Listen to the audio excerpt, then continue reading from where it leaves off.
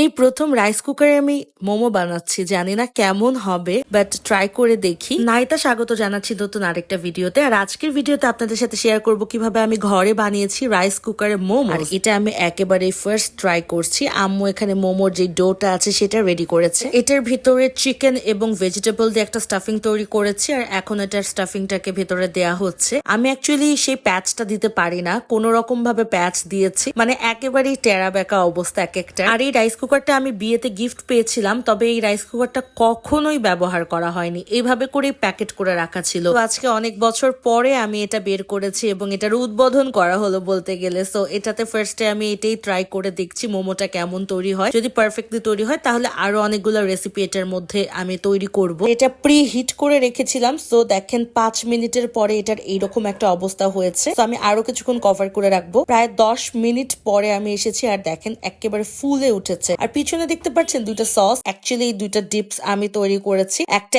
একেবারে ঝাল ঝাল আর আরেকটা হচ্ছে পুদিনা পাতার চাটনি। আর প্রায় 12 মিনিট পর আমি আবার এটা ওপেন করেছি, আর দেখেন একেবারে তৈরি হয়ে গিয়েছে, ফুলে একদম টসটসা হয়ে গিয়েছে। বাইরে যেমন লিমিটলেস মোমো খাওয়া যায় না, তেমন ঘরে কিন্তু কোনো লিমিট থাকে না, আনলিমিটেড অনেকগুলো মোমো একসাথে ট্রাই করা যায়। সো আমার কাছে মনে হয় ঘরে যখন তৈরি করব তখন একদম পারফেক্টই হবে। অ্যান্ড অবভিয়াসলি আলহামদুলিল্লাহ একেবারে পারফেক্ট হয়েছে। আর দেখতেই পাচ্ছেন এটা কি টাইপের হয়েছে, খুবই নরম হয়েছে। যদিও ডোটার যে ডিজাইনটা পারফেক্টলি হয়নি, আর একটু বেশি বড় বানিয়ে ফেলেছিলাম। নেক্সট আর একটু ছোট ছোট করে বানালে আই গেস ভালো হবে। সব থেকে মজার বিষয় হচ্ছে এটা দেখেন, আম্মু কয়েকটা বানিয়েছে, এর মধ্যে থেকে এটা সব থেকে লাস্টের ছিল, আর একদম ছোট্ট পিচ্চি একটা সাইজের হবে, কিন্তু এটা দেখে খুব মজা লাগছিল। মোমোর সাথে আমি যে দুইটা সস তৈরি করেছি, এই দুইটা সস অনেক বেশি মজাদার ছিল। একটা ছিল পুদিনা পাতা আর ধইনা পাতা, এবং আরেকটা ছিল অনেক বেশি স্পাইসি। তো আপনারা যদি এটার রেসিপি জানতে চান তাহলে অবশ্যই আমাকে ইনবক্স করবেন।